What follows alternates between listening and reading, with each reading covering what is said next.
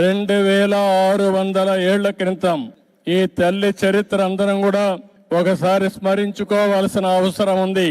ఆ చరిత్ర తెలిస్తే మనం కూడా త్యాగాలకు ఏ విధంగా విలువిస్తామో అర్థమవుతుంది. 2600 సంవత్సరాల కంటే ముందు పెనుగొండ పాలకులు ఆర్య వయస్సులైన కుసుమ శ్రేష్ఠి కుసుమాంబ దంపతులకి పుట్టిన కుమార్తె వాసవి కన్యకా పరమేశ్వరి. ఆ తల్లిని చూస్తే భగవంతుడు ఆశీస్సులతో పుట్టినటువంటి తల్లి కలియుగ దేవత కన్యకా పరమేశ్వరి అని చెప్పి కూడా మీకు తెలియజేస్తున్నా.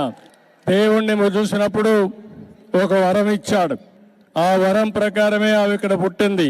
గుణవంతురాలు, తెలివైనది, సమాజం పట్ల అత్యంత బాధ్యత కలిగినటువంటి వ్యక్తిగా పుట్టుకతోనే లక్షణాలతో పుట్టి ఆవిడ పెరిగే పరిస్థితికి వచ్చింది.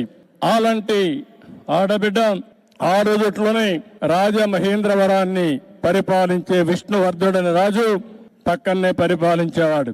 ఈవిడ గుణగణాలు తెలుసుకుని ఆయన ఈవిడ్ని పెళ్లి చేసుకోవాలని వాళ్ళ తండ్రితో సంప్రదించే పరిస్థితికి వస్తారు.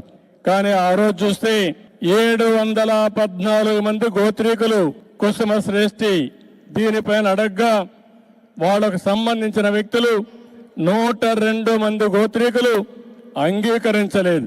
ఆవిడకి కూడా ఇష్టం లేదు. ఇష్టం లేనప్పుడు ఆవిడ పెళ్లికి నిరాకరించింది.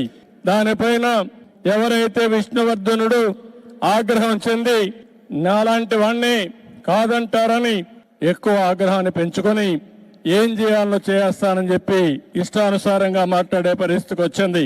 ఒక పక్క తల్లికి ఇది అధర్మం అని తెలుసు, కానీ అదే సమయంలో సాంప్రదాయానికి కట్టుబడి తన వల్ల రక్తపాతం జరగకూడదని వాసవి దేవి అగ్ని ప్రవేశం చేశారు. శాంతిని కాపాడాలని ఆత్మ బలిదానం చేశారంటే అది తల్లి చూపించిన చొరవ. 2600 సంవత్సరాల కంటే ముందు ఆవిడతో 102 మంది గోత్రీకులు కూడా ఆత్మార్పణ చేశారు.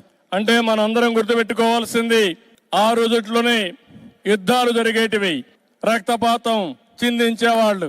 కానీ ఒకే నిర్ణయం చేసి నా వల్ల సమాజానికి ఎక్కడ కూడా హింస రాకూడదు, ఎవరికి కూడా ఇబ్బంది కలగకూడదని ఆ దేవి ఆ రోజు ఆత్మార్పణ చేసే పరిస్థితి వచ్చింది.